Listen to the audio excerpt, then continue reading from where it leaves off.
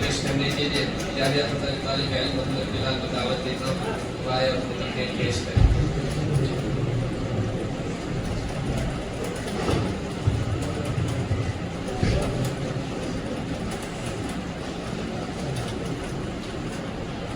अस्सलामु अलैकुम व रहमतुल्लाहि व बरकातुह।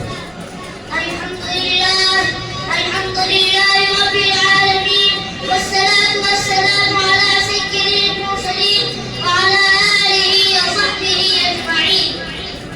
अम्मा बअद फअऊज़ु बिल्लाहि मिनश शैतानिर रजीम। बिस्मिल्लाहिर रहमानिर रहीम। क़ुल हल यस्तवी الذين يعلمون والذين لا يعلمون صدق الله العظيم। حاضرين الكرام، الله رب العزة شرف फरमाते हैं कि ए नबी सल्लल्लाहु अलैहि वसल्लम, आप इनसे कहिए कि इल्म वाले लोग इल्म के लिए बराबर हो सकते हैं। मुहतरम हज़रात, यकीनन हरगिज़ बराबर नहीं हो सकते, इसलिए कि इल्म अल्लाह की सिफत है। जो उसको सीखेगा वो दोनों दर्जे मालिक के नज़दीक बुलंद मर्तबा पाएगा, और जो इल्म नहीं सीखेगा वो दोनों दर्जे मालिक के नज़दीक बड़ी निअमत से महरूम और बेवक़ात रहेगा।